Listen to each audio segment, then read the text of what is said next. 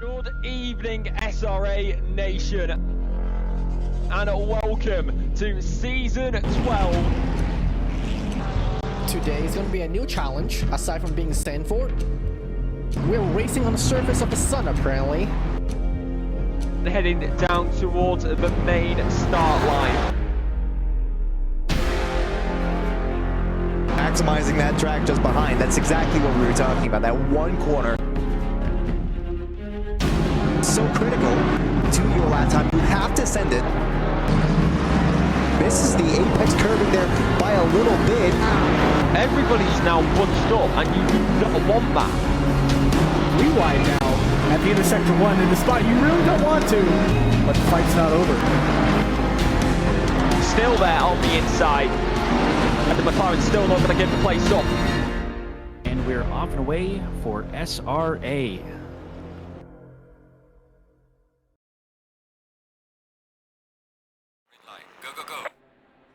Good evening, SRA. Welcome back to Season 13 D2. We're now in round 3 in Misano.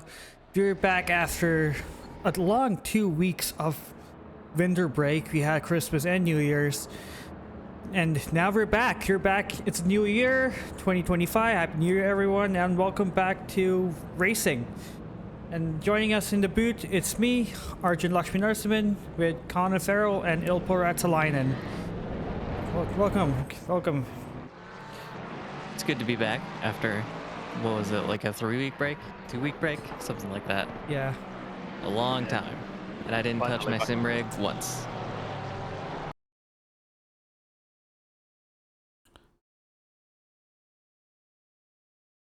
Okay, let's go back to the track. Let's go on to the track map next. We are in Misano. It's in eastern Italy by the coast.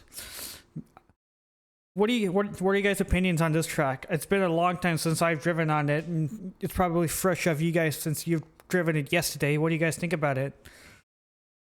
I love the track. It's tricky, very difficult to get a good lap here, and these conditions are obviously not helping. But yeah, I like it. I love technical tracks. Yeah, I agree. I think it's a really fun track to just practice and to get fairly quick at.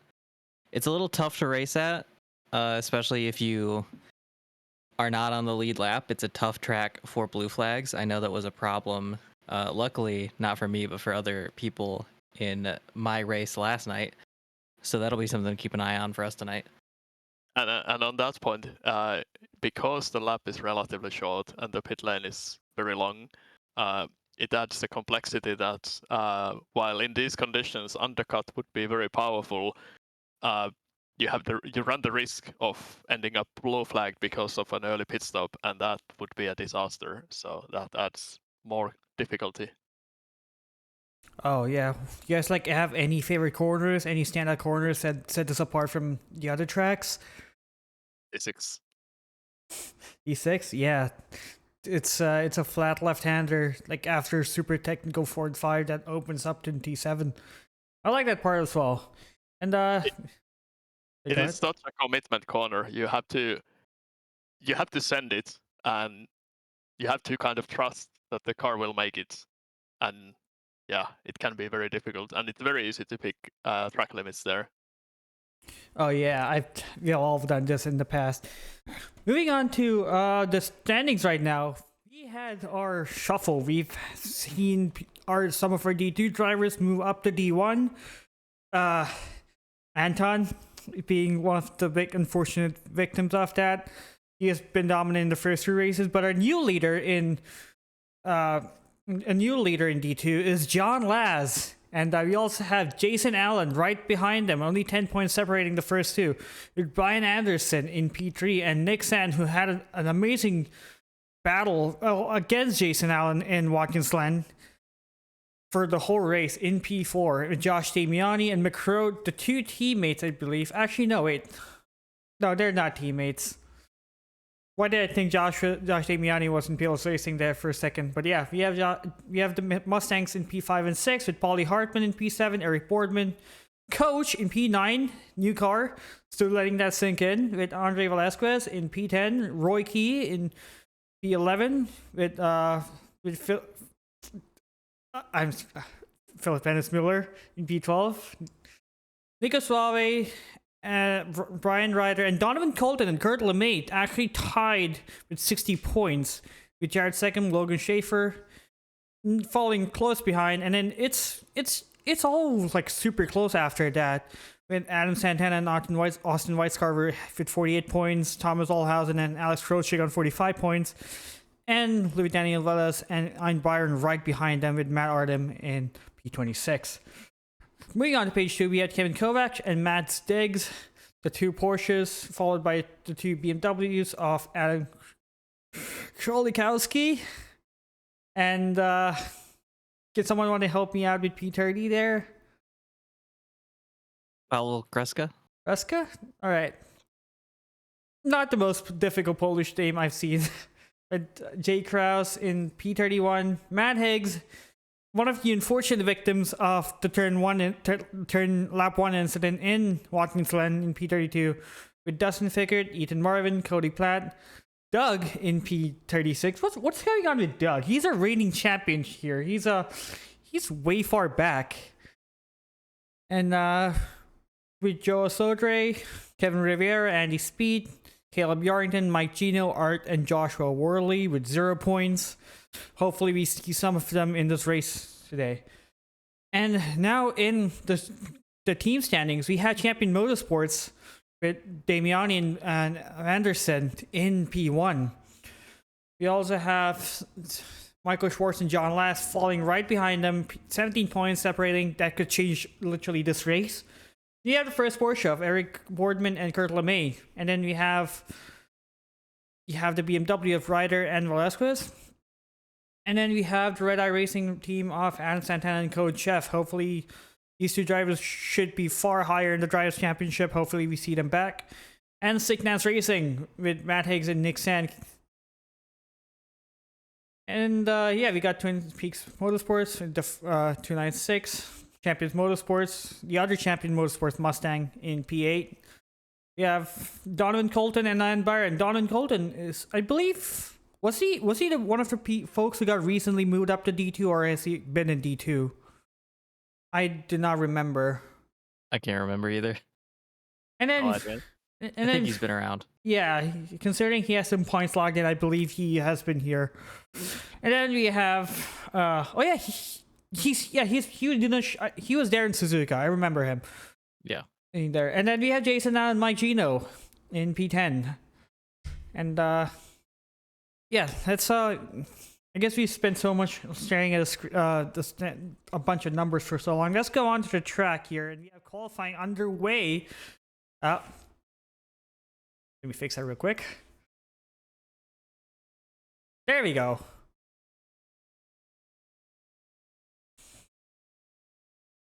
Technical difficulties in the first race. There we go. Not the worst, but yeah, we got Logan Schaefer in P1 with the Lexus, the beautiful Toyota Gazoo Racing Lexus. And Krochik right behind him, and less than, well, actually Logan just dropped an absolute stinker of a lap there. But you guys have anyone to look out for? Any favorites? Anyone you think? Anyone to keep an eye on? It's difficult to say because these conditions affect the BOP. Like, the BOP is not really designed for these conditions. So it's actually really hard to say which cars. I think the Mustang is very strong in these conditions. Obviously, it has less of an impact in D2 than in the higher tiers, but still, it's going to be a tough race for some of these guys, for sure. Yeah, it is a fairly hot track right now. Well, not too hot, but 32 degrees and 40 degrees track is nothing to scoff at. It is pretty toasty in there.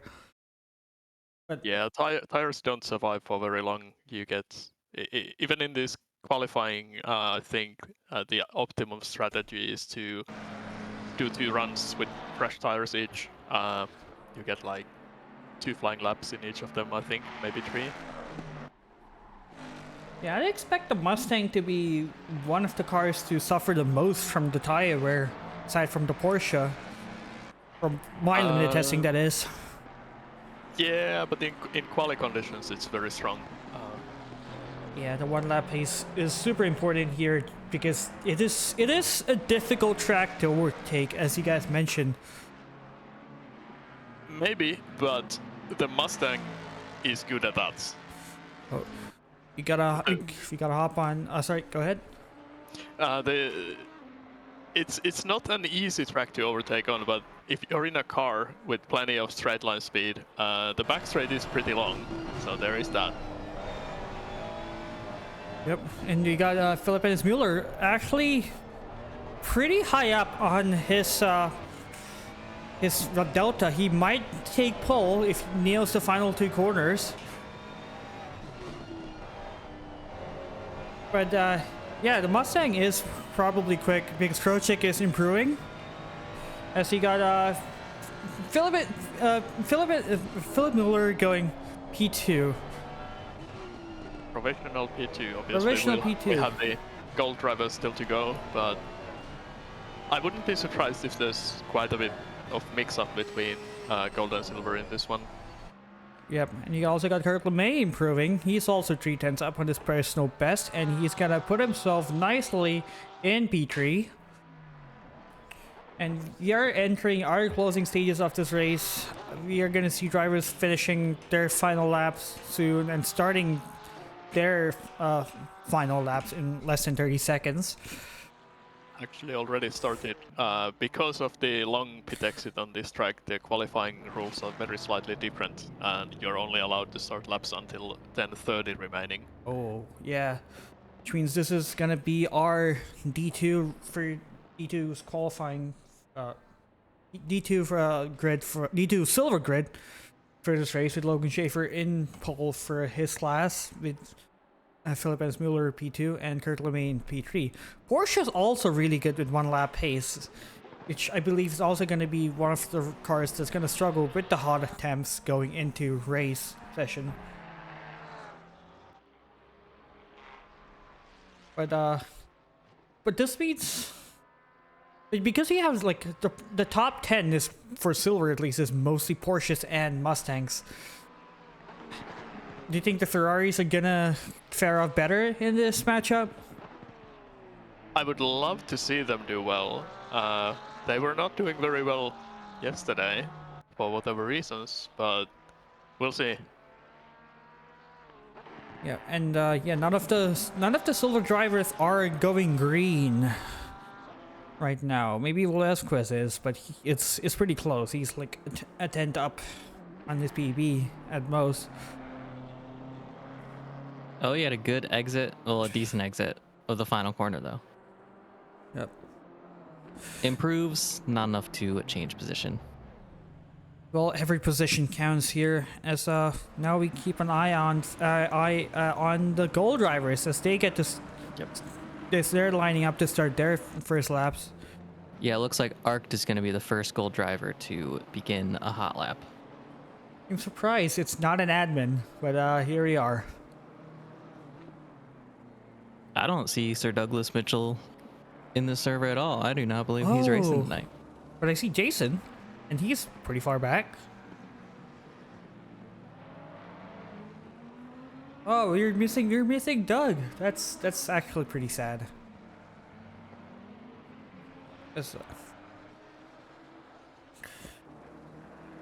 Yeah, let's hop on to 𝐴RC. I do not see his livery. I made sure to sync just before I joined the server, so chat, please do not yell at me. I synced the liveries.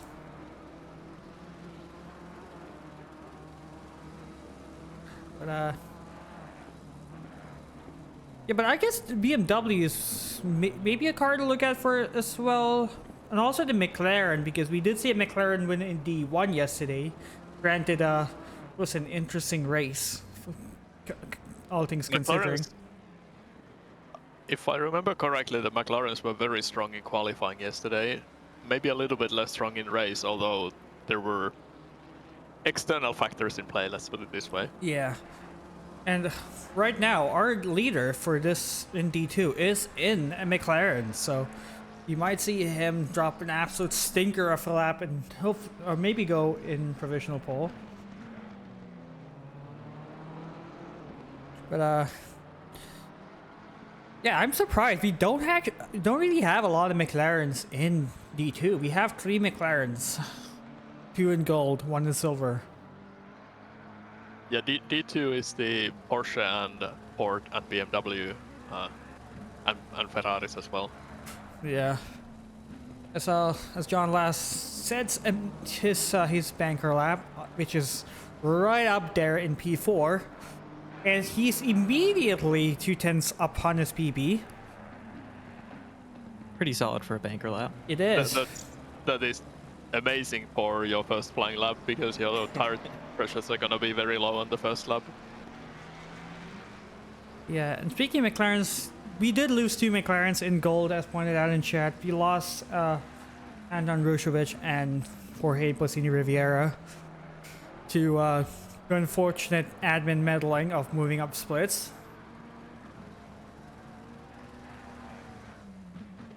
But yeah, they were also super strong, and I believe they were the championship leaders going into this race before they get moved up. I So it's suppose unfortunate. that's not very surprising Yeah, if fastest guys get moved up. tragic. Also have Ivan McCrode also going super fast right now. He hasn't set a valid lap, but he is so far off upon his invalid PB. Same with Donovan Colton. These guys are fast. They will be up in the front fighting for the lead. But eyes on John Last as he goes P1, I believe. There we go. By Yep. two whole tenths. Donovan Colton jumps up to P4. Yeah, and that's absolute fire of the lap. And Roy Key. And Roy Key up to 2nd. Now gold's coming alive. Yeah. I mean, right, everyone's sitting there second and first valid laps. Ivan McCrode is also someone to look out for as he goes P2 in the sole relative spacing Mustang for this race. And John Laz is improving on his PB already. He's only 1.5 sectors in, and he's already 2/10 up.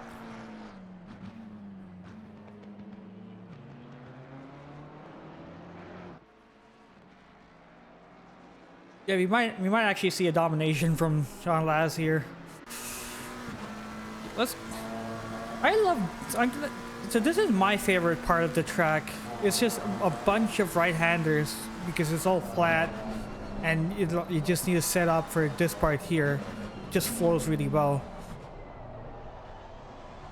And it's like this track, I believe, getting the final 2 corners right is pretty difficult in my opinion. That's where I lose most of my time. Sector 1 for me. Yeah. Yeah, I would actually say the middle sector, but I think it depends on the car you're driving. Like Definitely. certain cars are just much better through certain parts of the track. The final sector is relatively easy in the Aston. You can make the penultimate corner flat pretty easy, even in these temperatures, even on race fuel. If you get the entry right, it just goes through flat very easy. Yep. The final corner, you just need to figure out, brake early, cut insanely much, and you're golden. Yeah, there's a couple spots on this track that you can really cut onto the curbs quite a lot for your benefit. Yeah.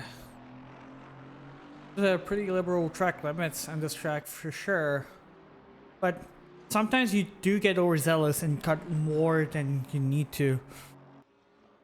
Yes, and you do need to be very careful in race conditions with the warnings, especially since you can get 2 warnings in a single corner if in the wrong places. So just to put in context how good that lap by Laz is, that would be top 10 in D1.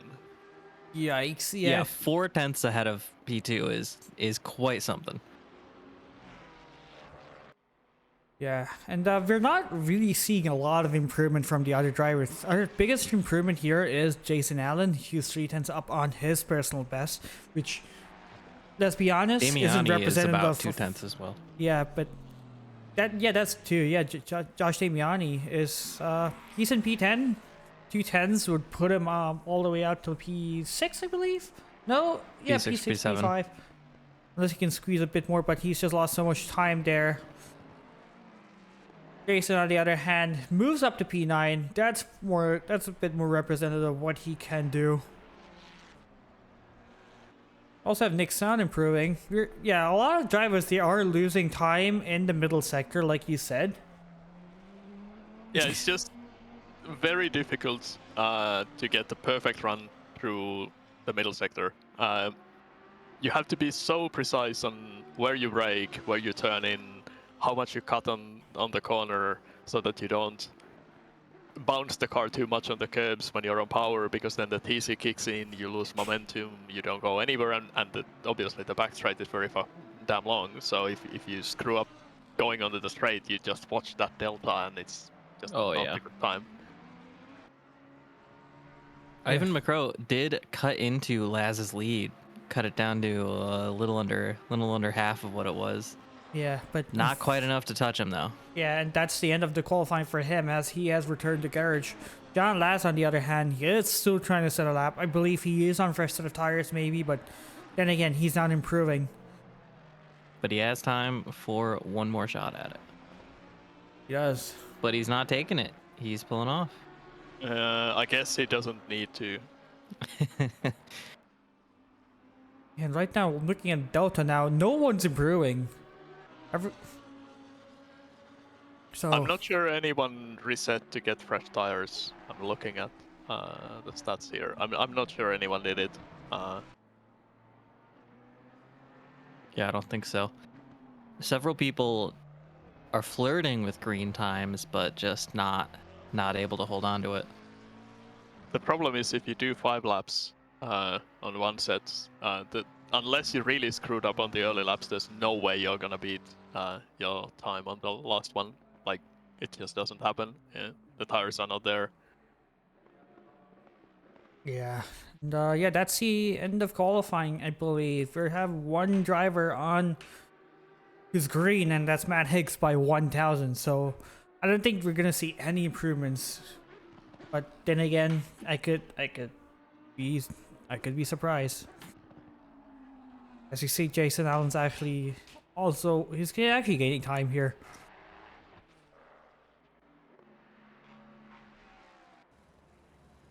I mean, Ark had a chance, but I don't think anymore. The final hairpin didn't go well. Yeah, he bails out. Let's see how Jason places his car. He's just skirting on the curbs, which, are velvet and track limits there. But yeah, he is absolutely pushing that Ferrari to its limits with the track limits there. As he comes around the final corner, is he gonna go green? No, he's losing time. Oof. Yeah. A little bit of That is there through painful. there. And Seeing your good delta turn into a bad delta in the last corner on the last possible qualifying lap, that is rough. Yeah, it is.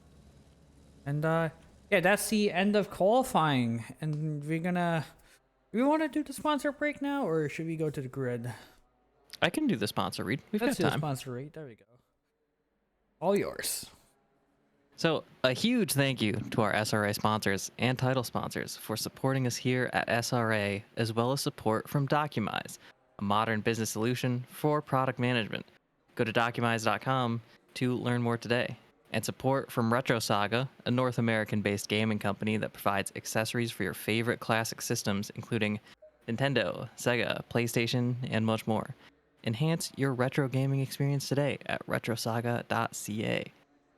And a big thank you to our affiliates, Track Racer. Experience redefined gaming with Track Racer's high-quality sim rigs and accessories. Use code SRATE, that's SRATE, at checkout to support us. Armamentario, a toolbox for ACC that will enhance your chance to win. Enjoy a fully customizable and enhanced HUD to change the way you experience ACC. AT3D Sim Shop. Upgrade your sim racing experience with premium 3D printed accessories featuring precision crafted magnetic shifters, sleek cable management solutions, versatile stream deck mounts, and immersive dashboard displays. Their innovative designs enhance performance and style. Elevate every lap with top-tier quality and craftsmanship at at3d.net. Go Setups, premium esports setups for everyone. Use our affiliate link on our Discord and take your drive to the next level. Castle and Cauldron, a home-based crafting business specializing in handmade Harry Potter, Fantastic Beasts, and Fairy World collectibles, magic wands, potions, mini dioramas, wall decor, costumery, cosplay, and much more. Castle and Cauldron is where crafting meets the magical. Visit facebook.com/Castle Cauldron. And from KP Concepts, your source for custom automotive renderings, graphic designs, and printing. We spend countless hours making you look good for all the spectacle. Check out kpconcepts.com for more. And thank you for the ad reads. Now we join back in grid. Let's actually do a quick grid walk. Here we go. Oh boy, you're gonna start moving. But yeah, P1, John Less. P2, Ivan McCrow. P3, Roy Key. P4, Logan Schaefer. P5, Donald Colton. P6, Penis Mueller. P7, Kurt LeMay. P8, Jason Allen. P9, Nick Sand. No, they're taking me away!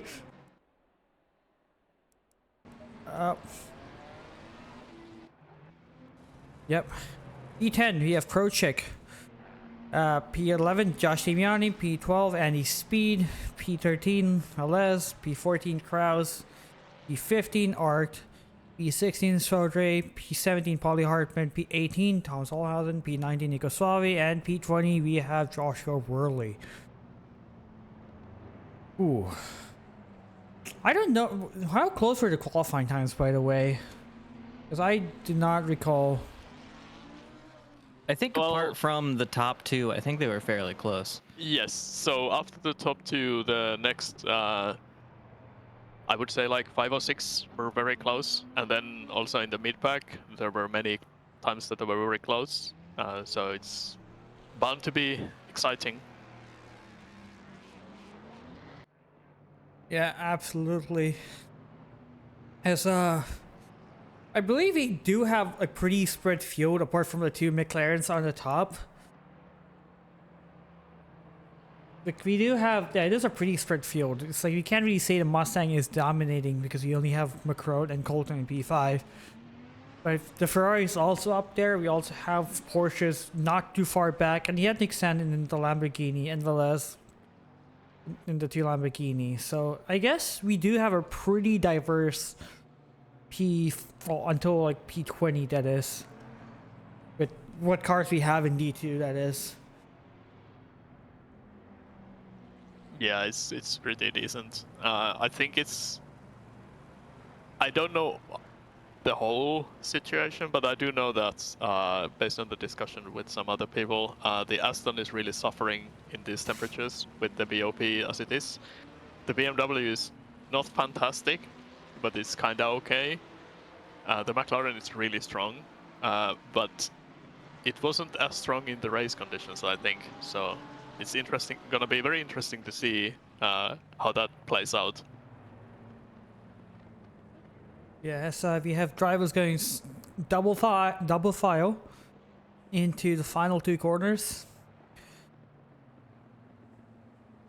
I should what should I do? There we go. Let's go with relative. As we have a strong distaste for Jason Allen, Varm Diego. I'm gonna call that out in the Twitch chat. But yeah, we have Jason and Nick signed together. Let's hop on them. But actually, let's hop on to Mueller. As we go green, and what a start from Mueller. He's immediately on Logan's. He really tried to force a 3 wide as John Last comfortably sits in the lead. You have anything going back? You have more double files. We have 2 wide and 3 wides in the back as he got bumps, but so far it's been pretty clean. Oh, never mind. He got a Porsche spinning. That is 𝐷𝐸𝐺, I believe. Oh, we got another one. We got coach. Everything's moving too fast. I can't keep up. But yeah, we got. They made it 3 whole corners. Good job, guys. That was better than we did yesterday. There we go. Yep. You got coach Kreska, and I believe the Porsche was Max Diggs who fell a bit back. But let's actually take a look at what happened there. Ooh, Coach Jeffries teleports to pits Ooh. and then disconnects. He's That sucks. out. As they go Not having it tonight. 4 wide here. But yeah, he just got bumped there. Looks like he just couldn't go too wide. Oh, as replay just cuts off there. That is unfortunate. I took a look. Coach spun himself. He was TC off. And yeah, it's about the story. We have Logan Schaefer actually falling back. He's running pretty far up. He's just getting eaten by everyone there. Has he have damage? Just lost a position to Higgs, and he immediately lost a position to Artem there. Yeah, 𝐓𝐴𝐻𝐷𝐺 was on a real mission there for a second. He came flying into that group of cars. Oh, got past a couple of them. Logan's losing even more times. He's trying to fight it out against 𝐷𝐷𝐵, but what's happening here?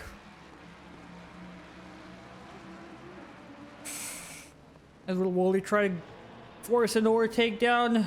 He thinks about it, but just gets cut off there. But he's not done yet, as we have more touching in front. I believe that was it Joa or Hoa?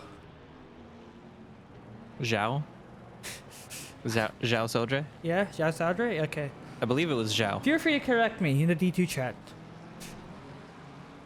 But yeah, there's so much stuff happening here. Orly managed to also get past Matt Artem. That too. It seems to me that Logan's race has stabilized, but never mind. We have cars going 3 wides right behind them. We have 𝐷𝐻𝐼𝐺 defending from Cody Platt and Byron. Yeah, Logan has lost a lot of places. He is 17 places down from where he started. Was there an accident early in the race? What happened? You guys catch He must it? have been caught up in that turn 3, would be my guess. As Byron tries to make it down the inside of 𝐷𝐻𝐼𝐺 there. He kept it clean. There was no contact, and they made it in one piece. As Logan Schaefer hits the styrofoam barrier, that particle effect made me think that he actually got he got bumped by Mueller. That is unfortunate. He decided no one gets that breaking point. Yeah, no one gets a break marker as Byron spins. I'm trying to catch up. Yeah, there we go. No, that's not him. All right, let's see what happened there. That's a bit too far back, but yeah. Cody Platt has been spun as well now. Yeah, I wonder if they touch each other. And 𝐷𝐸𝐺 and Byron were caught up in that as well. Yeah, I should sort out my replay. Apologies. I'm still setting stuff up. Well, obviously I'm setting stuff out. I'm still figuring it out. But yeah, Mike Gino trying to stage a comeback here. He is also one of the few people who got caught up in the incident at the start, I believe. We have Logan Schaefer trying to stage a comeback there, trying to overtake 𝐷𝐷𝐵, but the Mustangs got pace. It's worrying how much they are already running wide, coming to the end of Sector 2. It's very easy to get 2 track warnings there in one go, and if you're already doing that 5 minutes in, that's not necessarily the best way to go about things. Yeah, but it looks like 𝐷𝐷𝐵 actually lost places there because he is behind Artem. Yes, 𝐷𝐷𝐵 and 𝐷𝐻𝐷𝐺 were involved in some kind of minor incident and lost a few places. Yeah, and that group there has been shuffling a bit. Also, Logan was actually involved in an incident on lap 1, but it was not in turn 3. It was going to the back straight. There was a minor bump that sent him to the grass, and he lost a lot of time there. Yeah. And, So up at the front to answer chat, we got 2 seconds to P2, 1.5 second to P3, 1.5 second to P4, 1.5 second to P5, 2 seconds to P6. yeah, this is So the situation out front is that they're all on a Sunday drive. Yeah, this is the first battle we have here, all the way in P6 and above, with Jason Allen trying to overtake 𝐂𝐸 there. And he have us trying to like go too wide, like alongside Nick San, 2 Lamborghinis battling it out. We did hop on from one of the Madhouse Lamborghinis to the other. But yeah, looks like fellas could not make the overtake. And we had another overtake here, where Logan Schaefer got overtaken by both Higgs and 𝐲𝐸𝐺. His day is just getting worse and worse. How much damage did he get from the hit, I wonder? Because that's like a lot of damage if he's like losing that much time. At least the lap 1 incident I saw him be involved in was relatively minor. There shouldn't be any significant damage. Yep.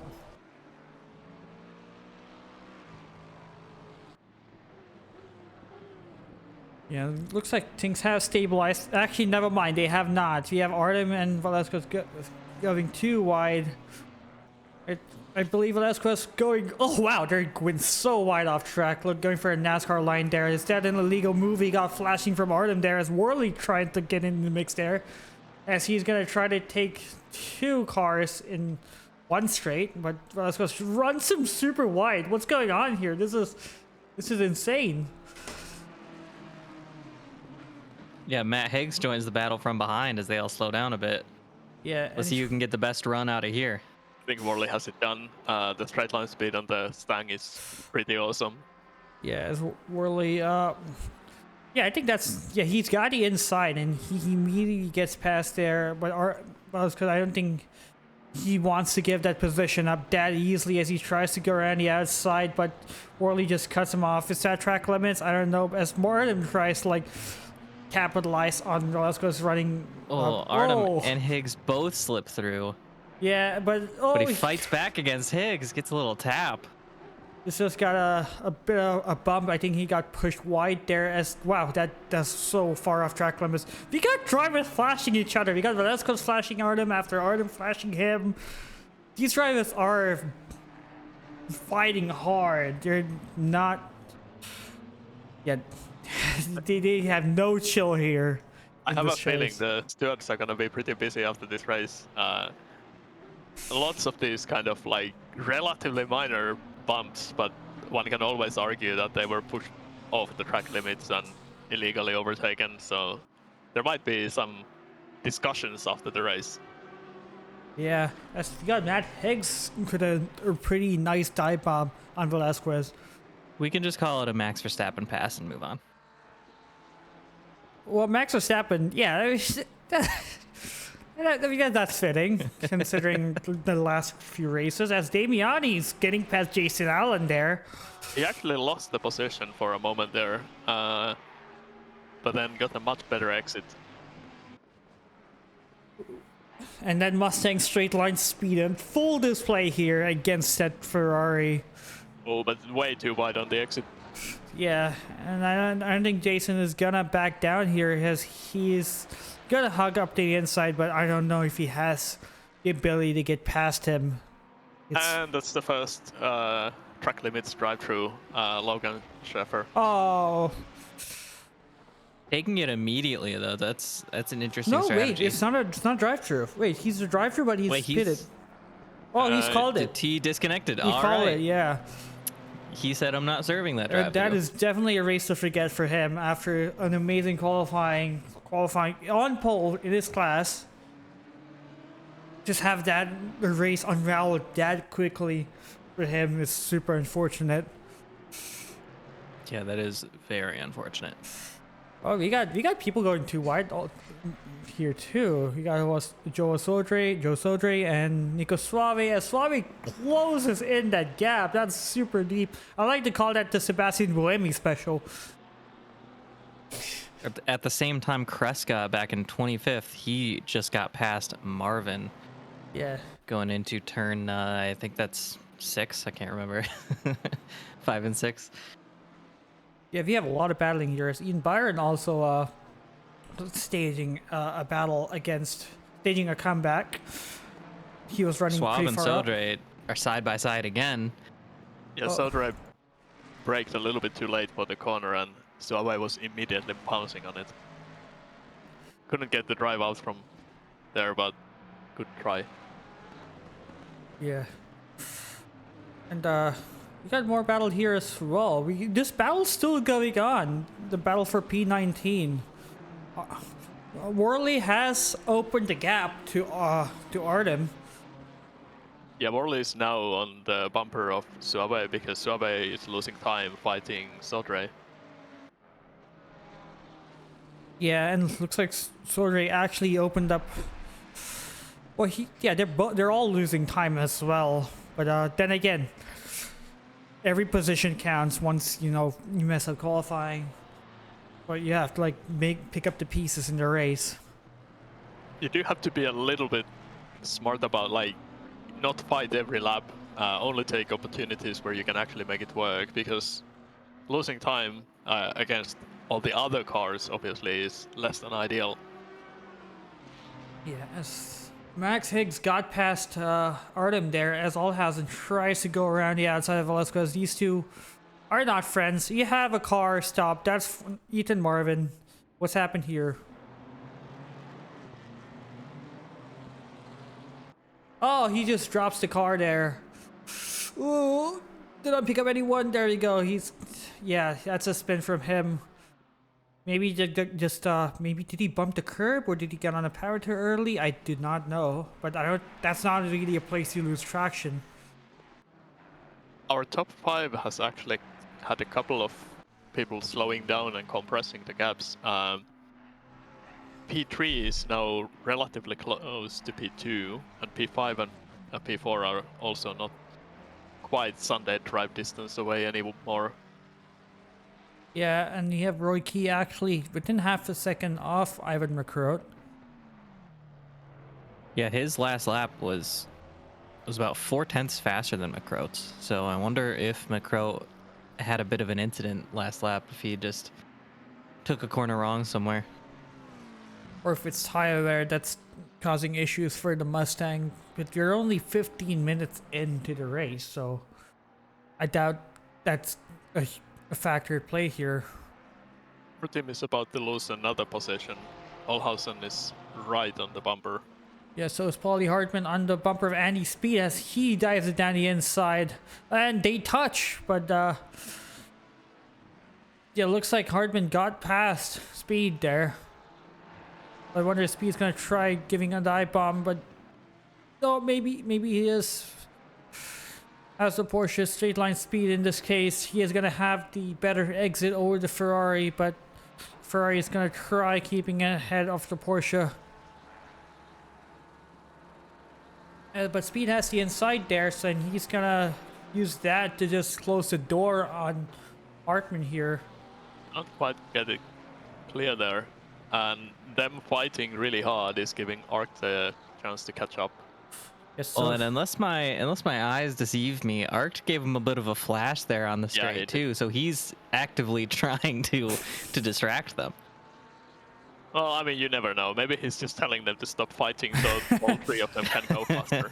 because the cars behind him is 𝐳, 𝐓𝐵, and Worley, and they are also battling hard, as Worley did have some passing opportunities in the last lap while we were on this battle, and did not. Seeing 3 Mustangs in your mirror would be quite scary. They are the Mustang train is also catching up to these guys, because these guys are going slow because of the fighting. 𝐳 was gaining on Hartman quite clearly the last lap. Yeah. Oh, Oh. this. I think Key got past McCroat for a moment there, but then lost the position again. Up there, what's up in there? Oh wow, he did get past. It was like a dive bomb, or oh wait, he let him pass there. That's interesting. Yeah. And Worley finally got past 𝐓𝐺 here. Let's actually go back and see the overtake. As they go too wide, it seems just like a nice clinical dive bomb from Worley. Orly's, after a less than ideal start, doing pretty well. Yep, and you got this battle here as wow, the Lexus straight line speed actually dominates the McLaren straight line speed there, as Austin 𝐲𝐺𝐻𝐵𝐺 gets past Pickard.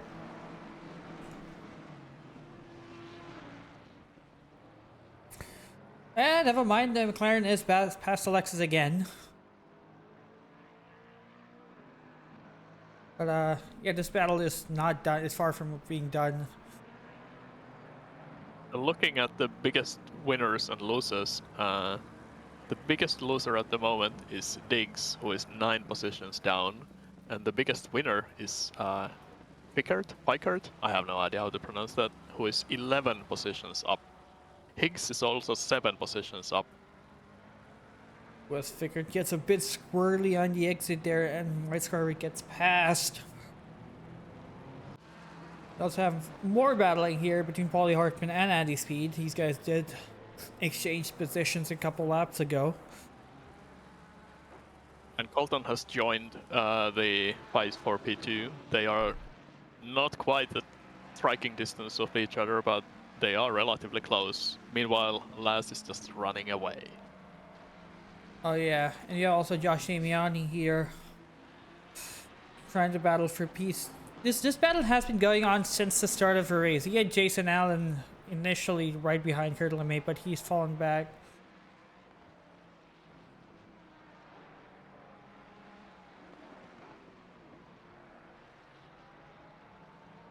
Oh, good try by Damiani there.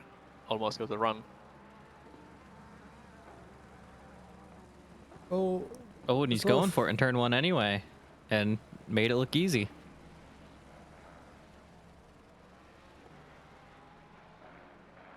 And we have another drive-through for track limits. Car number 46, that is Gino.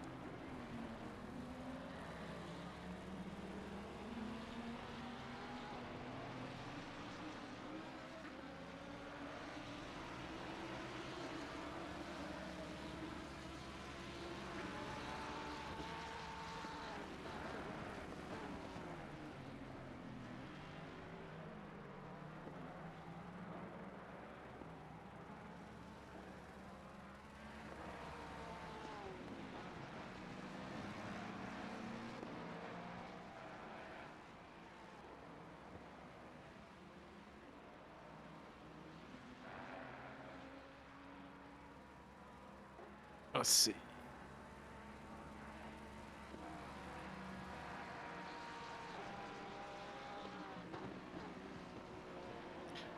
It's interesting. We'll get to see what Damiani can do now that he's finally passed the Porsche.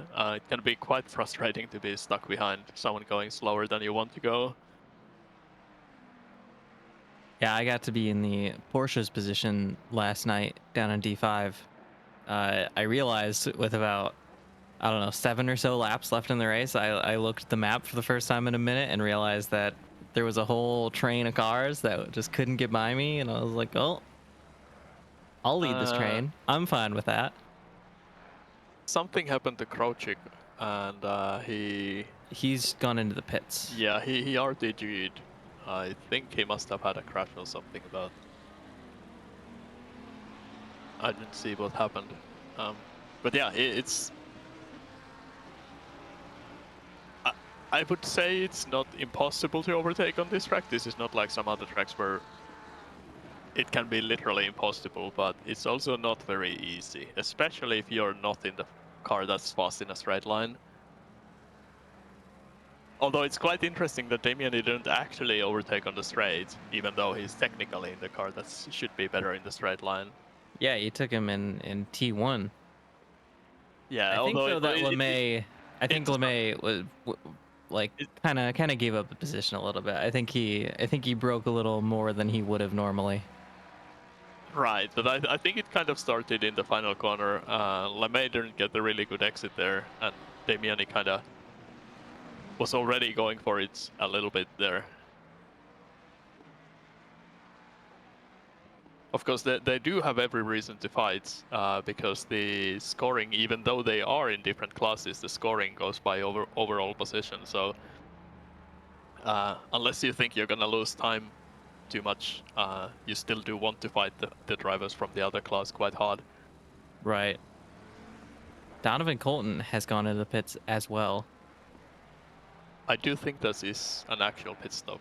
That one is an actual pit stop. He had caught up to 𝐸𝐸 and Key, so he was choosing to pit and see if the undercut will help him more than fighting them all. Yes, and I do believe it's gonna go well, because he was in the more or less the lead pack, so he should come out clear, like not go a lap down temporarily.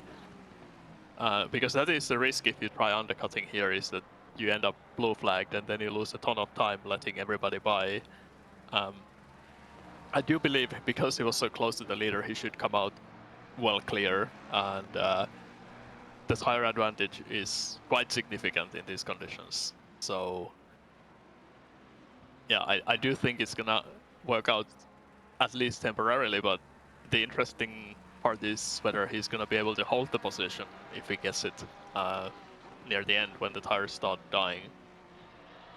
Yeah, absolutely.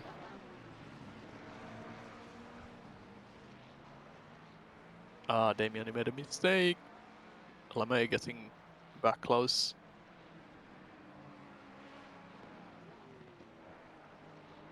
Okay, and yeah, this battle's still going on here. Yeah, I don't see it ending before they pit. Pretty much, they are quite well matched in pace. Yeah, Artem is still hanging on there. He was getting eaten as he got a drive-through from 𝐂𝐸𝐳 here.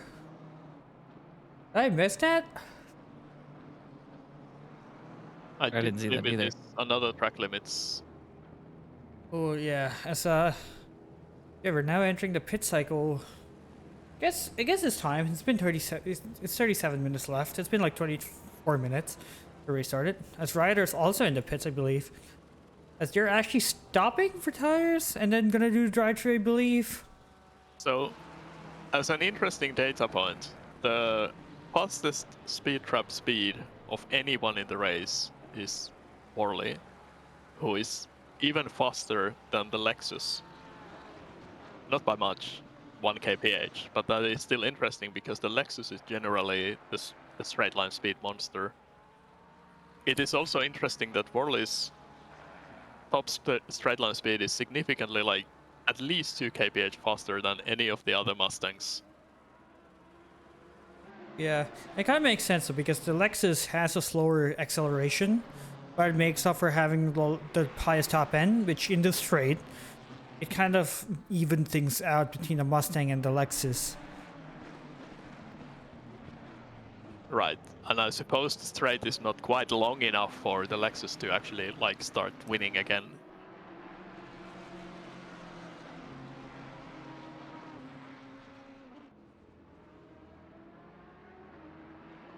We have a few more pitting.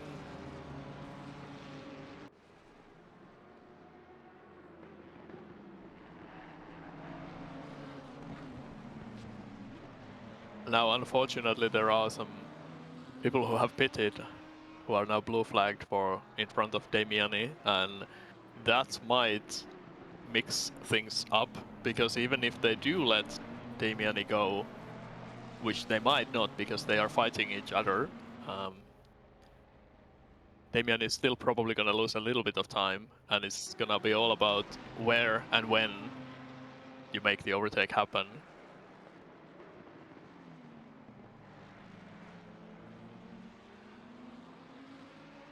As 𝐸𝐳 is trying to get past Velasquez here.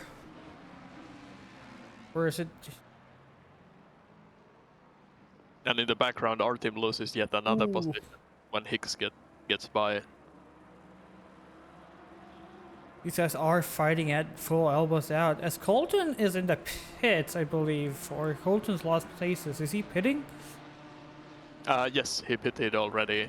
Is Roy Key's also in the pits, and Lass is also in the pits. It is interesting that Lass is pitting already because he had such a significant gap that there was no risk of anyone undercutting him. It's such a significant amount that he would lose the position. Yeah. So in his place, I would probably have stayed out almost all the way to the midpoint-ish, just to optimize the tire advantage for the end of the race. Yeah, definitely. But then again, if he has the advantage, so he probably wants to solidify it just by pitting early. But Colton didn't manage to get undercut on McRoad. He's close, but behind. Yeah. So it didn't quite play out as well as one might have hoped. Let's see if McRoad gets overtaken by Roy here. Roy's stuck in traffic here. That's yeah, Roy lost so much time in the pits compared to McRoad there. In fact, he got jumped by Colton. McRoad's ahead of Colton. Yeah. Or are you talking about Key? Key got jumped by Colton. Yeah, Colton got ahead of Key. Key must have had a really bad pit stop to lose that much time. I'm not surprised he dropped behind, but I am surprised he's so far behind. But he actually didn't have a bad pit stop. No, it was exactly the same time as, or not exactly the same. It was 1 more second than McRoad. But that doesn't equate to. Stop between Colton and Key, the difference is 3 seconds. So yeah, that explains a lot of the gap. Yeah. McRoad and Colton had almost exactly the same pit stop time, and Lass also had more or less exactly the same pit stop time. Also, shout out to Grandma Colton. She's watching the she watches the streams to see Donovan rip it out on track. So shout out to Grandma Colton.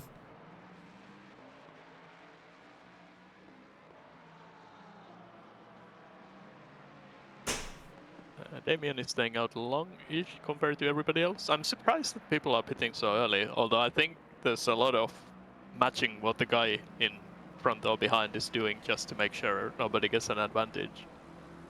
Yeah, but in a situation where tires are falling off so fast, you would consider going for.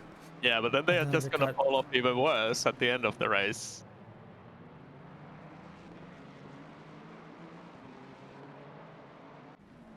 Is Roy Key actually? Okay, yeah, that's a lap car. So, well, actually, is that a lap car? That's Mueller. Mueller also jumped Roy Key. Yeah, they were really close before the pit stop, so that makes sense. Yeah, just Josh Damiani finally comes into the pits right around the 30 minutes mark. He should exit the pits he'll exit the pits exactly when the clock hits 30, so there's that.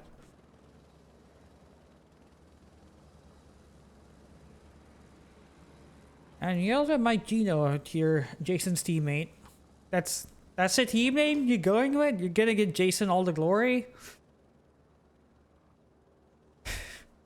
Yeah. Yeah, Gino unfortunately had a drive crew for track limits earlier, so. Oh yeah. I don't know.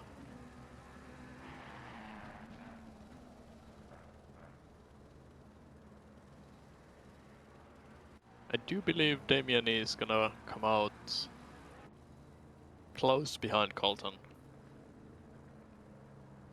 I doubt that. Colton's way past him. Close. Yeah. I think Damiani might. Well, he comes out right behind Roy Key and in front of Kurt LeMay. He actually managed to increase the gap to 𝐵𝐸 in the pit cycle, so that is surprising, because you would think pitting earlier for the undercut would be better, but it didn't play out that way.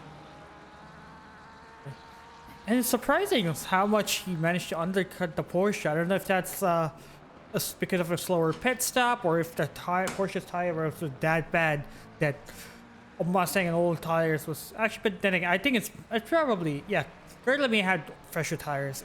It must be pit stop. He lost so much time in the pits. No, the 𝐵𝐸 actually had a slightly shorter time between entering the pits and exiting the pits. The stop time is exactly identical. Must have been maybe like traffic, or maybe just a very kind of careful outlap on cold tires, who knows. But the pit stop itself was pretty much identical, maybe slightly better for 𝐵𝐸. Yeah.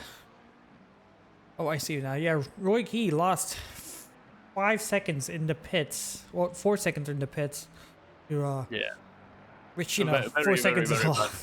Yeah. Very bad pit stop from him, and it's time stop. Maybe he had some damage and forgot to disable the repairs or something, but yeah, that his pit stop is out of top 10-ish, is significantly the worst, so Yeah. that didn't go well. But he's still in it, and he's close behind Müller, so still all the marbles to play for. So you have 𝐳 staging a battle against Art. And where's 𝐂𝐫𝐢𝐵𝐵? 𝐓𝐵𝐵 has lost a position to 𝐂𝐨𝐦�00 and 𝐂𝐸𝐳 in the pits.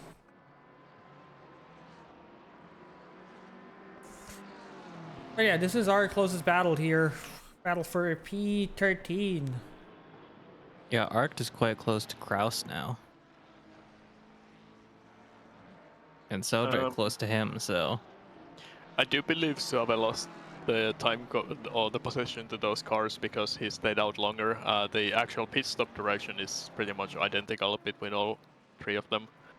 But 𝐕𝐵𝐵 pitted like 3 laps later, I think, maybe 2. So maybe just like, yeah, just slow on 1 tires. It's very hard to keep the lap times. Power of the undercut.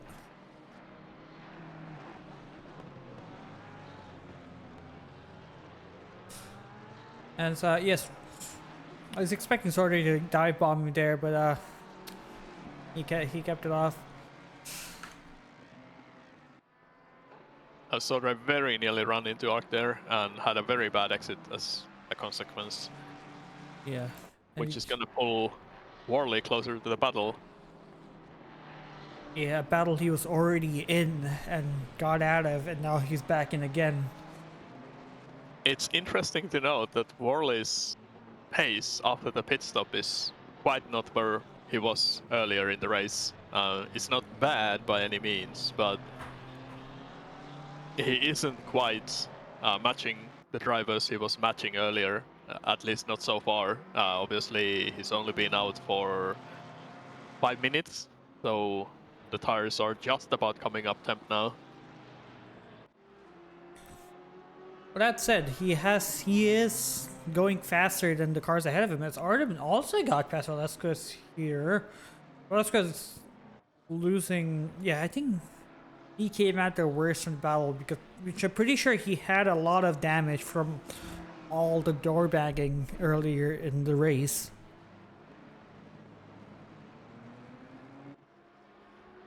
I wonder if the Audi has like a tire wear problem after running a long stint, or like even half an hour, because our team was losing positions like significantly towards the end of the stint, or even like all over the stint. But now he seems to have the pace back. Or maybe it could have also been that he had like bad tire pressures and he fixed them for the second set of tires or something. But he seems to be doing much better now. You have confirmation in chat that the Audi is good on tire wears. Well, Yeah, we would know that if we see more Audis racing, but no one wants to pick that damn thing. Well, it is very difficult to drive fast, so Oh, there is for that. sure. It is one of the first cars to, you know, use the TC0 meta, so it is. Well, I think the bigger problem is that it is one of the few cars where you actually have to run TC0. Most of the other cars, even the very fast guys, don't do that in race conditions, except for like the absolute top of the line esports aliens. But like even if you look at D1 Gold, most people are running a little bit of TC there. Yep. I do believe in the Audi, you kind of almost have to go off if you want to go fast.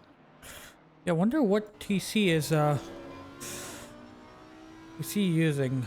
If you can get the okay, he's running TC2. Yes, and I do believe that is way too much. Yeah. I believe 1 is sort of usable on some tracks, but hey, I mean, he's making it work relatively well, so I mean, D2 is nothing to scoff at. It is pretty quick. yes, and in the end it's the results that matter. He's in P20, that's not bad considering he's a silver driver. Well, in P20 for now, with how Velasquez is catching up to him, Yes, he's but got a battle on his hands. Well, he's a battle that, you know, he's holding him up. Like, he could hold him. Well, 23 minutes is a long time to hold up someone, but, you know, if he puts his elbows out and his foot down, he can hold that BMW behind indefinitely.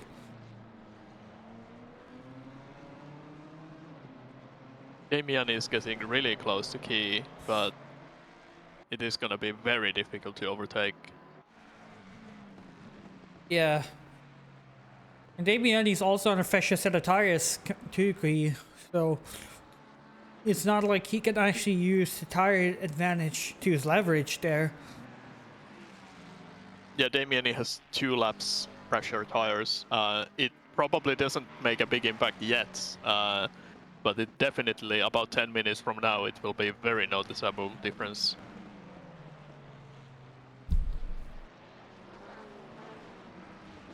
Oh, absolutely, but McLaren, if you know, you can push the McLaren around, the McLaren can also slide and scorch his tires. So it's honestly up at this point. It's up to the driver on who manages the tire better. Damian has run. Oh. Damian has run. Ballsy, very good move, very nice. Oh, Rocky goes in deep. He makes a mistake, and that seals the deal. That was very nice. That's a great move from Josh Damiani there.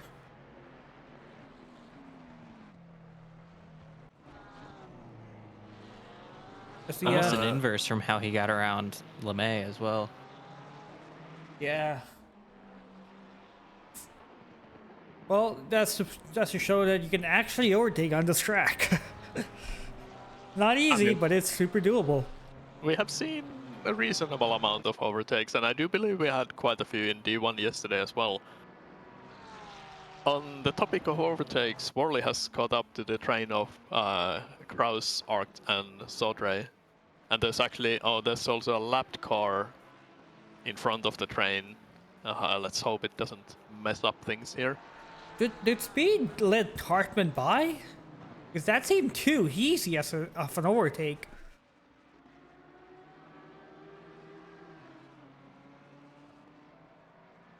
And right behind them is this battle. Well, they're actually all in the same train, I believe. From P11 all the way to P16. There is at least one lapped car in that queue. Yeah, there's one lapped car between P12 and 13, but yes, that train is indeed all the way to 16. That is Ethan Marvin, who was recovering from a spin. Seems to have pretty decent speed now. Yeah, he's with a fresh set of tires on, fixes. Oh, he just lets everyone pass. That's good on him. He's just keeping himself out of the trouble. Yeah, he's just being nice. Very respectful. We love to see that. Yep.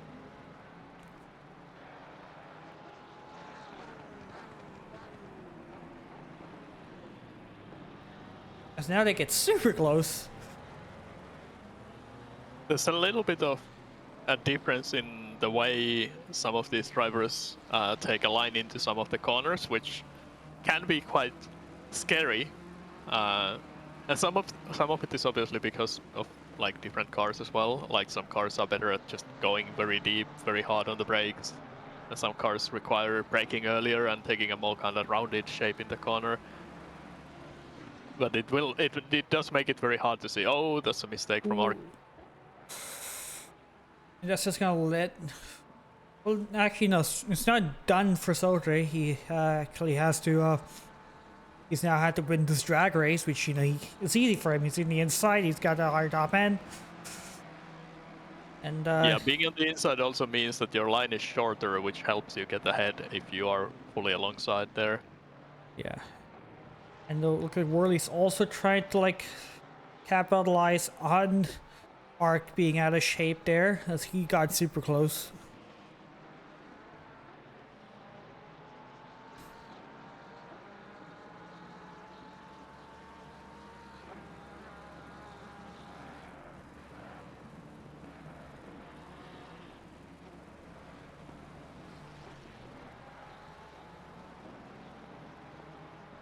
Yeah, no, yeah, this is just the only battle you're seeing apart from Velasquez and Artem here. You also have, wow, yeah, Jason Allen still. Kreska and 𝐲𝗏𝐺 are side by side. Oh, I missed that. And Kreska gets it done coming out from T2. Oh, my Lexus, my beloved.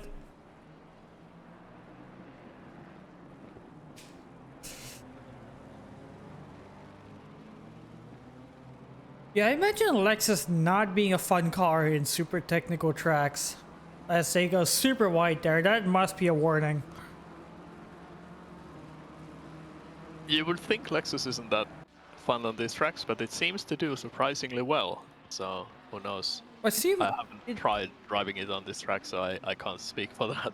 I think the Lexus does well in low speeds maybe, because it has a shorter wheelbase, so it's a lot more agile, but struggles with high speeds just because it doesn't have any downforce. It's literally a GT2 car disguised as a GT3. Jason Allen and 𝐵𝐵 are fighting really hard here. Ooh, so let's go super. He goes to the outside and he tries to stick it to the inside, gives him a bump. A little bit of an elbow there. I'm not sure about that. It was a very nice attempt, like very brave. Yeah, I think that's just normal wall banging. He did not completely run him off. Oh, big mistake. But it isn't enough. I think Alan might have lifted to make sure he doesn't hit 𝐵𝐵 there. Yeah, and 𝐵𝐵 is also, you've seen him do well, and you've seen him caught up in a really bad incident in Suzuka, and I believe he was also caught up in the lap 1 incident in Watkins Glen. Actually, no, he was one of the few people who made it out alive and drove an amazing race to P14. So yeah, this is probably his season best position here.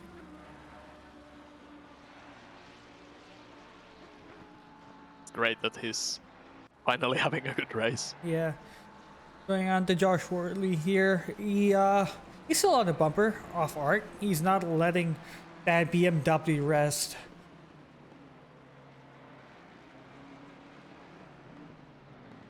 He gets super close here. Wonder if he's getting frustrated here because he is getting close to him every time we go to the corner, to the point that he might touch. So would we see him do risky stuff to get past the BMW? Or is he still gonna take it slow? I think he's generally not a driver who just sends it into a gap with no thinking, but you never know when somebody's been stuck in a place for half an hour and wants to get those points. We missed this, but Josh Damiani got past Roy Key. And he's just, whoa, well, that's a send. He goes so deep into the corner. runs Mueller wide, and Rouki is now on the inside. Is he gonna try to get past that Ferrari?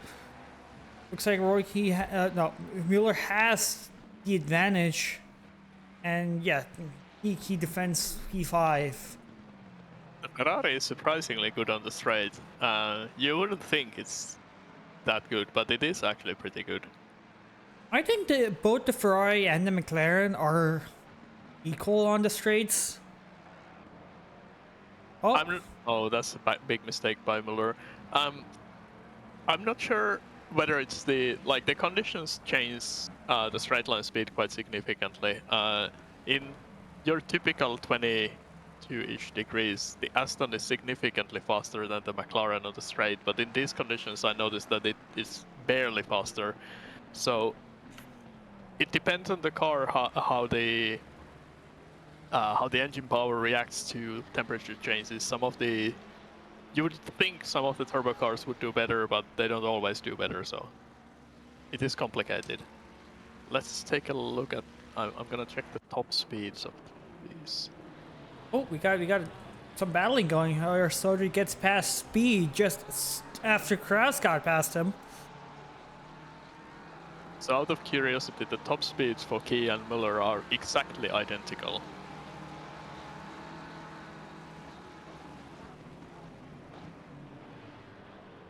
Wait, the Porsche? Oh, big contact. I mean, nobody's off, but big contact between Speed and Worley there. And and now Worley and Arc are side by side. Worley finally gets past Arc there. Should we go to a replay? Oh, we got someone going so wide at the back there. That is Matt Higgs. I think he just misses breaking point there. But that is the car alongside him is Eden Marvin, and he is a lap down, or actually 2 laps down on the leaders. And Higgs is getting closed in by Artem and Velasquez, who are still battling out. Artem is he's kept that BMW behind him for 10 minutes. He's got 12 more minutes left. 𝐲𝐻𝐺 went sideways through a corner there. Managed to save it. It didn't hit anybody. And Speed got past Arc.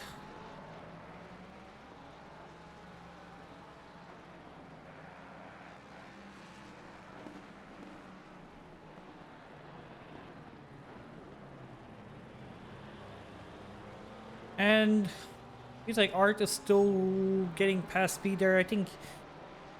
Wow, that is so aggressive on the inside. Was that a warning maybe?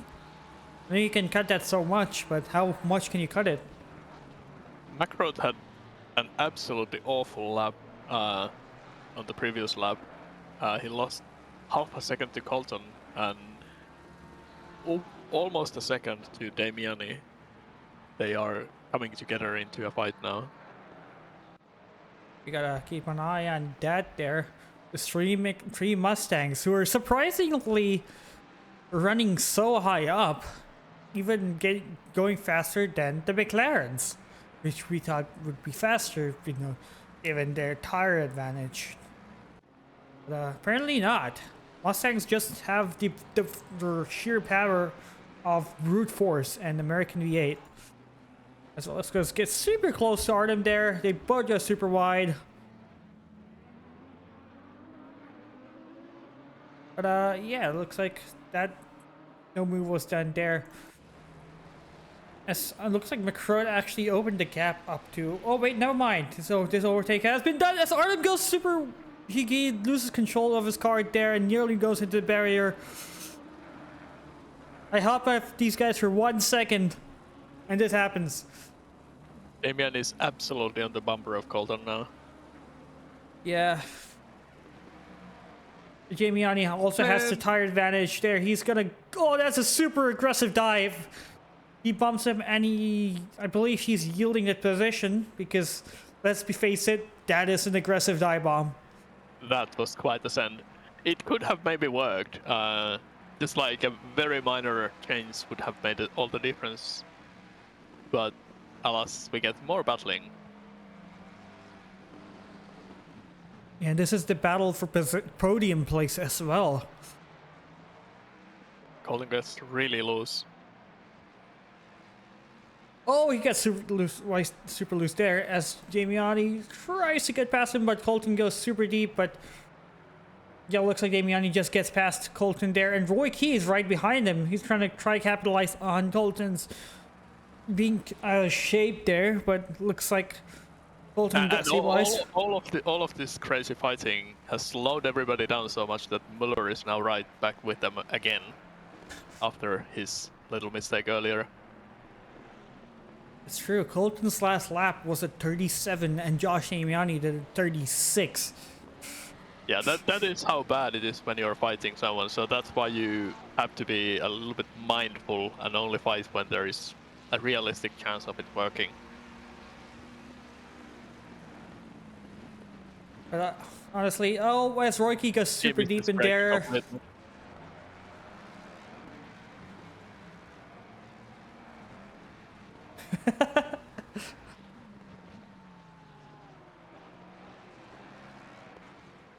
Oh, Kreska is on the back of Byron here, as a little bit too much on the back, if you ask me. I don't think he's on the back; he's in the back there.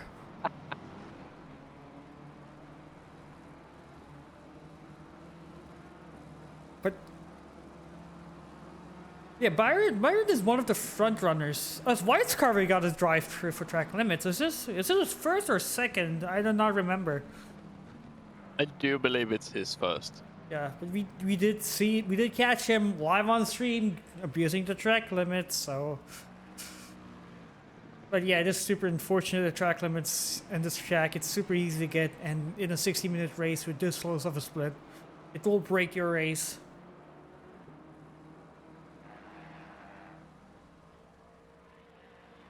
Can I like to call out to John Laz as a 15-second gap to Ivan McCroat.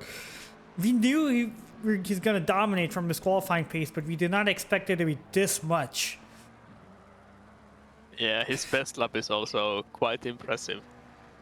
He's the only driver to set a lap in the 33.8 to be precise. Yes.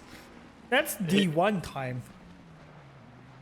His best lap is about 2/10 faster than anyone else has gone during the race. 𝐉𝐸 is the closest at a 34.060. And we have 𝐕𝐸 trying to get past Colton here. I believe Colton's tires are gone.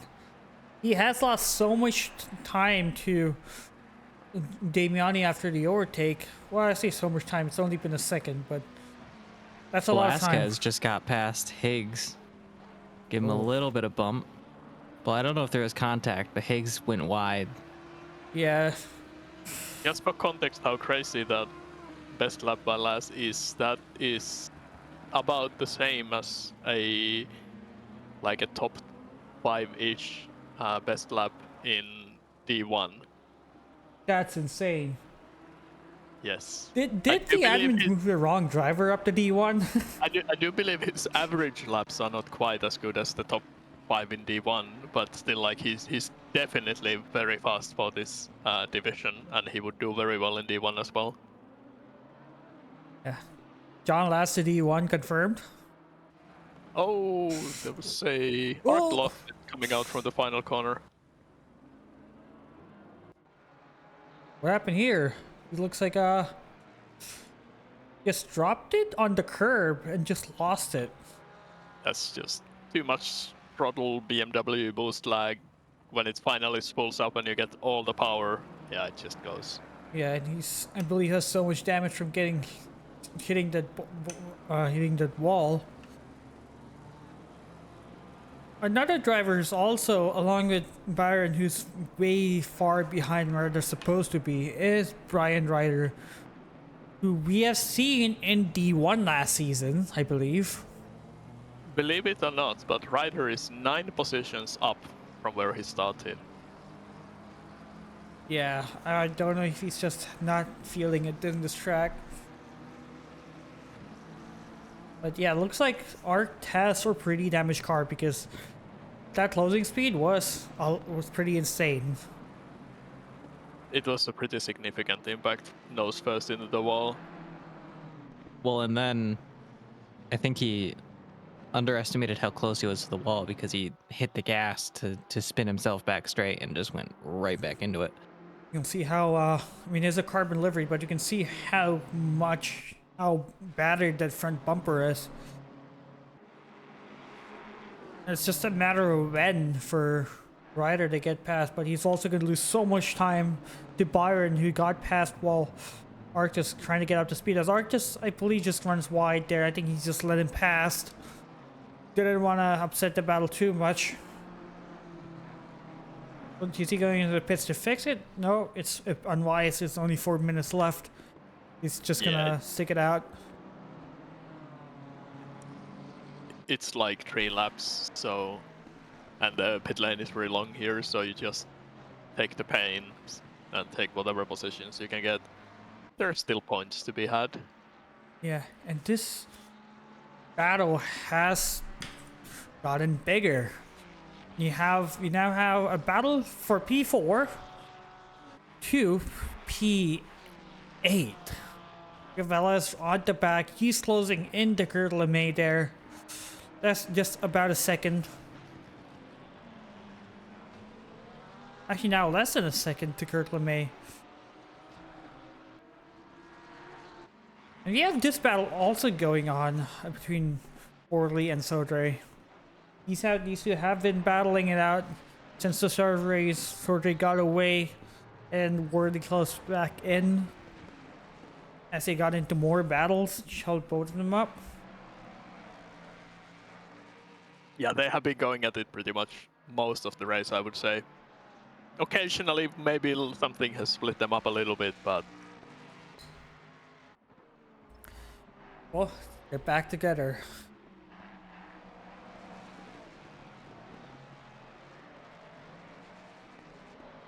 And yeah, speaking of the silver class, Mueller is in silver, and 𝐵𝐻𝐺 is too.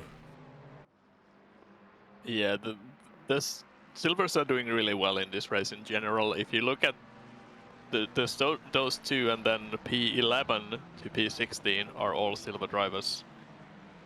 So a very strong showing from the silver class in this race. Yeah, the silvers are right up in the same train as the other gold drivers, minus John Lass, who's 16 seconds ahead now. He's just increasing the gap. Yes, and it is going to be 2 more laps. He's, I believe, the only driver still doing 34s. His last lap was a 34.9, as opposed to Ivan McCrode's 35.5.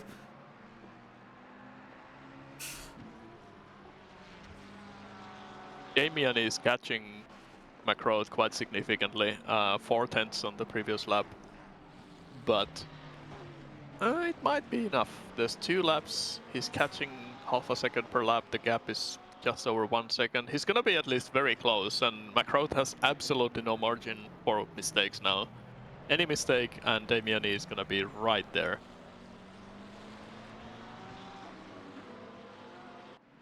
Oh yeah, and this is not the only battle we have going on in this race. We also have battle for P15 still raging on with Andy Speed, Thomas Allhausen, and Nico 𝐕𝐴𝐻.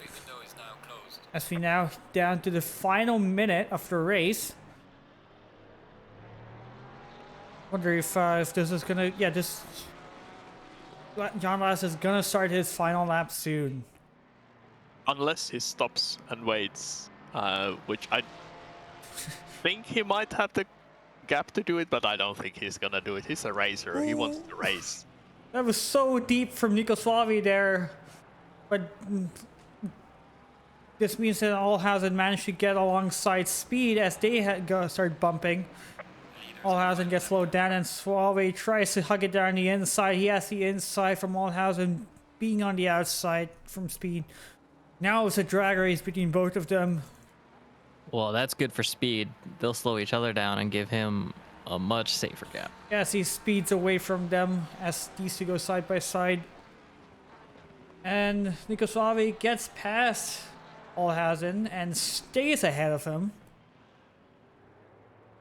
Quite sketchy there on the exit of the corner, but he made it work. Yeah. And now we're going into the final lap with this bunch here. Damian is only half a second behind McRoad now. Yeah. Also have this battle going on, still going on. These guys have also entered the final lap. But are we gonna see any Hail Marys going on here? I mean, we've seen the moves that Damiani's been making throughout this race. There's a good chance that if he feels he's close enough, he could really go for something here. Art gets a drive-through for track limits, I believe. It's just going from bad to worse. Yeah. Damian is right on McRoad. Yeah, Damiani had a much better run through the previous corner. I'm gonna try sending it around the inside of McRoad. Last in the final corner. Gonna finish the race. Oh, wow. McRoad gets a bit out of shape there and he goes wide. There, you're gonna go too wide there. McRoad has the advantage. He's gonna try shutting the door on him, but it's not over. Damiani looks to the inside. Is he gonna try to set a dive bomb? Yes, he does. And they touch. Damiani has a half spin and he goes wide. He's gonna lose booty. And Donovan Colton takes P3 with Royke right behind him, followed by Mueller, Lemay, and Velez. And we completely missed out in all this battling. John Last winning the race by an overwhelming 16 seconds. That was such an unfortunate way for Damiani's race to end. And these two. That is the risk you take when you try Hail Marys and in the final corner. Unfortunately, it ended up really badly. It was such a small contact as well, but that is unfortunate. And Josh Worley nearly gets past Sodre there as Ryder almost gets past Byron, but he doesn't make the move stick, and they finish the race where he started the last lap at. That's a crazy finish. This race was pretty hectic from start to finish. Yes. It is surprising. You would think this track is not the most exciting, but the races have been really good this week. Oh, for sure. Ooh, so that was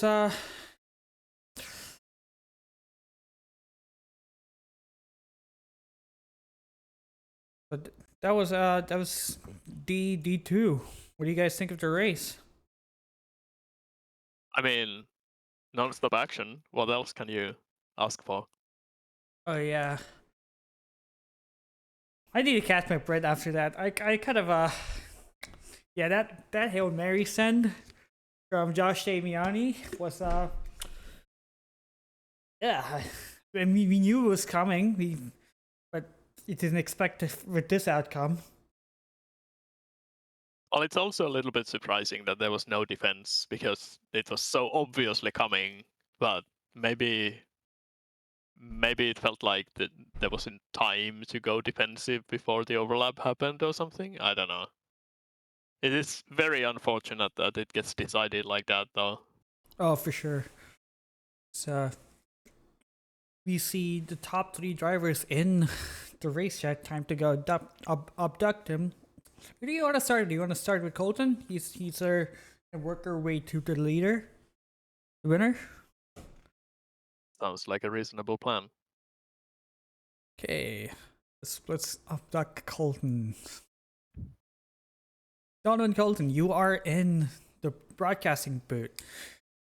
First of all, congrats on the podium. Your grandma would have loved that race. Would have loved that outcome. So talk us to your race. Yeah, well, it was a bit of a wild one. With the first lap, I had that contact with Logan, so we haven't quite gotten through the replay quite yet. I don't think it was my fault. I think I was totally clear, but I need to see the replay. So I'm really hoping that nothing comes of that. But yeah, but besides that, through the race, it was just really trying to manage tires coming to the pits at the right time. A lot of these guys, you know, Josh was faster, and I had to, you know, really worry about defending and not too much about attacking, aside from like the first 2 laps out of the pits. But yeah, just a lot of tire management, a lot of sweat. Yeah, you did lose the position to Damiani pretty easily. Were your tires completely gone when he got past you? Because you know he did do the overcut on you. Not that at that point. The problem was I ate up through all of my track cut coupons in the 2 laps chasing down Ivan. So I couldn't, you know, push it. I didn't feel comfortable pushing it too hard. So at that point, my mindset was kind of just like, I'm not going to fight too hard. And also, if I recall, I did make a slight mistake at one point on the lap that he was catching me, but I think he was going to pass me anyway. He was definitely faster than me. I don't know quite what happened between him and Ivan on the last turn, but I'll take the free position. Yeah, I was. Were you? I mean, Damiani lost the position because of the Hail Mary. Were you expecting any Hail Marys from the likes of Roy Key? You know, he was breathing down your rear bumper for most of the second stint. Yeah. Well, at that point, I was defending. There was one lap I was defending quite a bit more intently. I really didn't want to lose that one, but that was also towards the end of the you know race, and I'm kind of just like, you know what, I'm gonna try to hold this position, and if anything else in front happens, then you know I'll take it. And it ended up working out pretty well. Overall, the tires weren't quite as bad as I was expecting with all the practice. Of course, it was Misano at, you know, super hot temps, so, and I'm in the Mustang, and so my rears were definitely not happy, but it wasn't nearly as bad as I was expecting it to be. Oh yeah, I mean, Mustang, well, before the incident, 2nd, 3rd, and 4th is, well, you wouldn't expect these cars to be doing so well with the driver, and you know, Mustang did have, Damiani was faster than Roy Key, so that's that. Yeah. You guys have any other questions for him?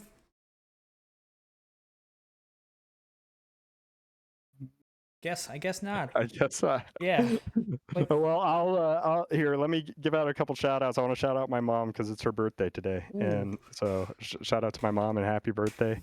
Shout out to all the OBDA guys and Ian. They have been, you know, awesome this last 2 seasons. So shout out to those guys, and yeah, shout out to Grandma Colton as well for watching the streams, and shout out to you guys for putting on the streams so my grandma and my, you know, mom and dad could watch.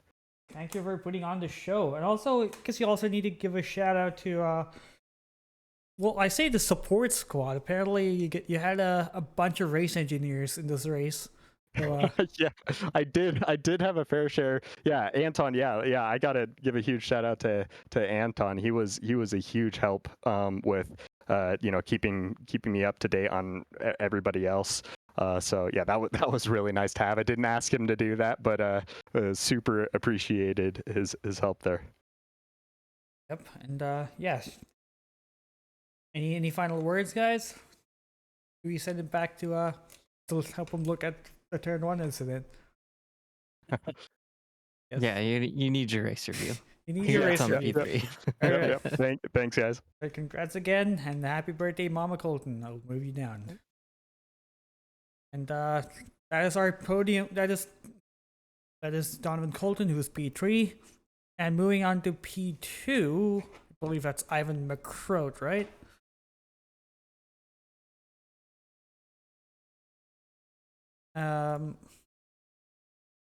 Let me see if I can find him. There we go. I see him. Oh my god, this course rough.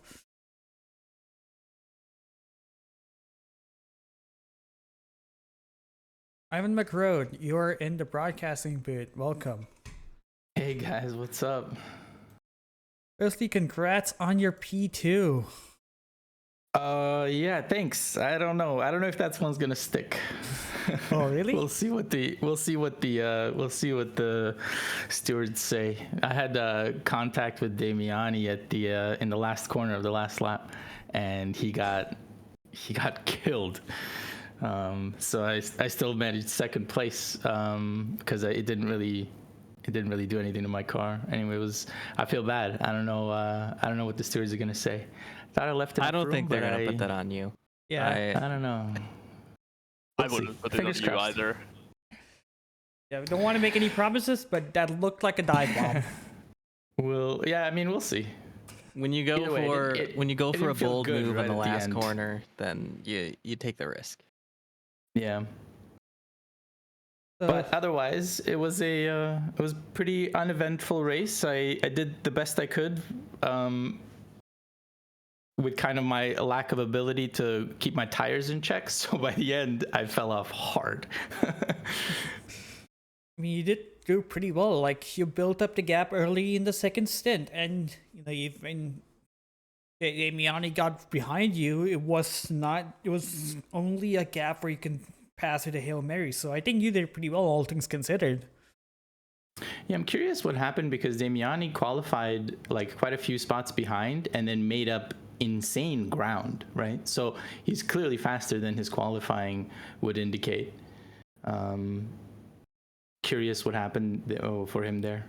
Yeah, we did. Well, I'm curious. Why did you pit so early when you were in clear air?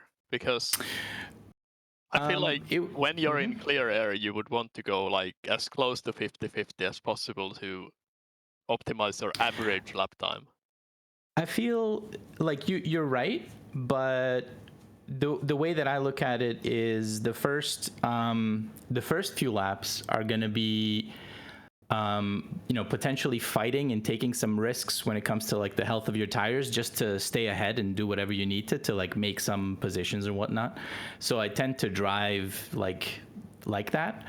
And then the 35-minute mark for me is sort of perfect because when you get back out on track and when you get caught up to the same spot where your old tires are at in terms of tire wear, the amount of time left in the race, everybody else is struggling too. It's even harder for them to pass at that point.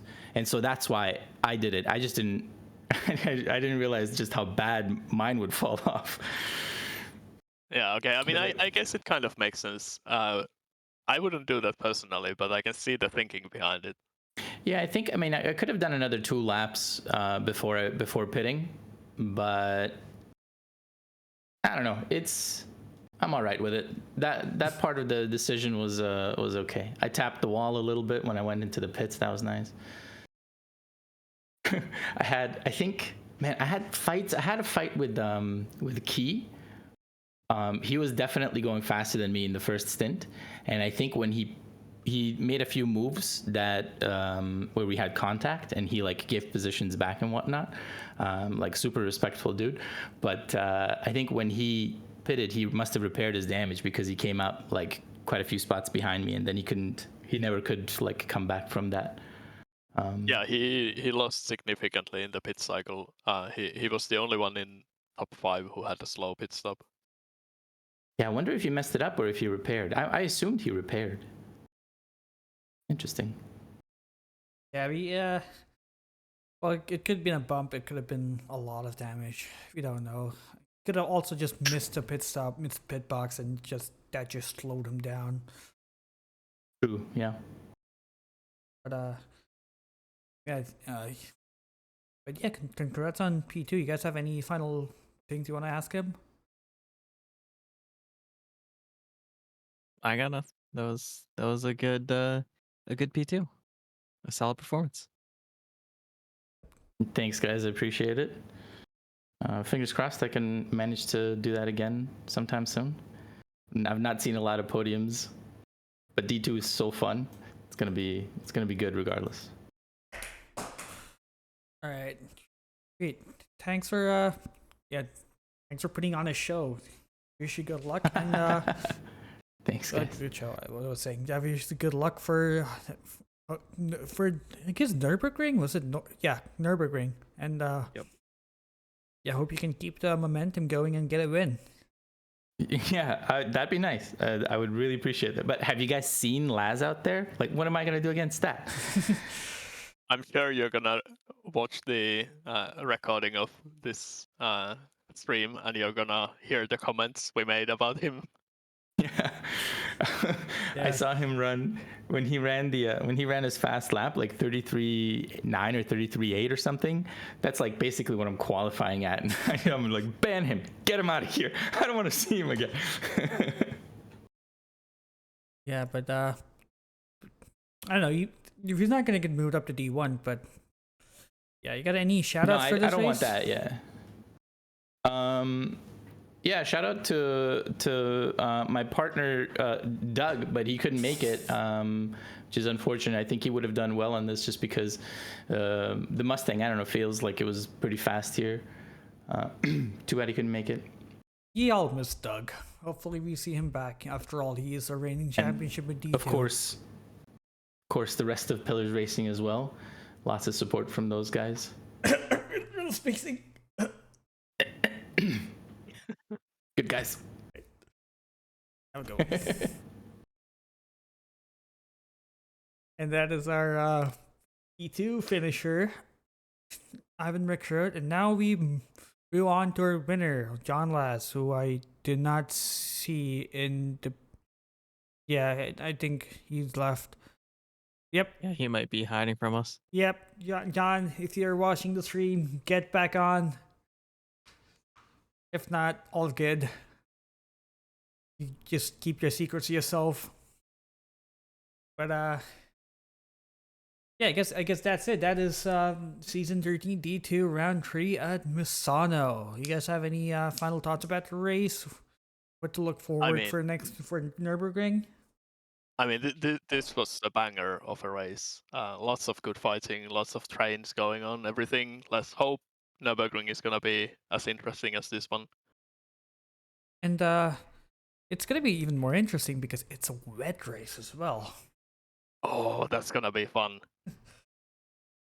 So yeah, you're gonna see the fields shaken up. I don't think we have any Hondas in D2, so we're not gonna see any OP cars. But well, yes. the OP-ness of Honda in the wet also is kind of conditional because it depends on how wet. If it's too wet, it sucks. If it's too dry, it sucks. It has a very specific sweet spot where it's really good, and then outside of that, it's not necessarily that good. Like good, but not like insanely good. So I believe SRA is pretty generous with their rain, and it's mostly medium. As generous for us because it's a. I mean, looking at the configured conditions, I'm not sure if these are the final conditions, but I'm looking at them right now, and it looked like it's gonna be like actually properly wet. Just fun. Especially on Nürburgring, it's so easy to make a small mistake, and on that track, it might not completely kill you, but it will definitely put you sideways on gravel or on grass somewhere, and then yeah, good luck getting back on the track. Yeah. But yeah, that's for next week to show. Thankfully we don't have a break, so we will hopefully remember what happened this race next week. But yeah, unless we have amnesia or whatever, but hopefully we remember. Or I get hit in the head really hard, which I hope doesn't happen, but you know, can't make promises. But this is also, from what I can remember from Watkins Glen, this is a complete polar opposite where we've seen a lot of battles and not a lot of people killing each other. I don't know if it's the track or if the drivers just got a good rant from Jason in the driver's briefing, which, you know, they just calmed down. But yeah, it's good to see a great race from these guys. Always been a big fan of D2, which, you know, makes sense. I've only driven in D2. But yeah, that's a good show from him. You guys have any final thoughts before you close the stream? It was a good race, very good race. Yep. Let's hope It was a great race. Yeah, looking forward to next week. Yep, hopefully they keep it going on for next week. So yeah, we've been Arjun, Connor, and Ilpo, and we'll see you next week.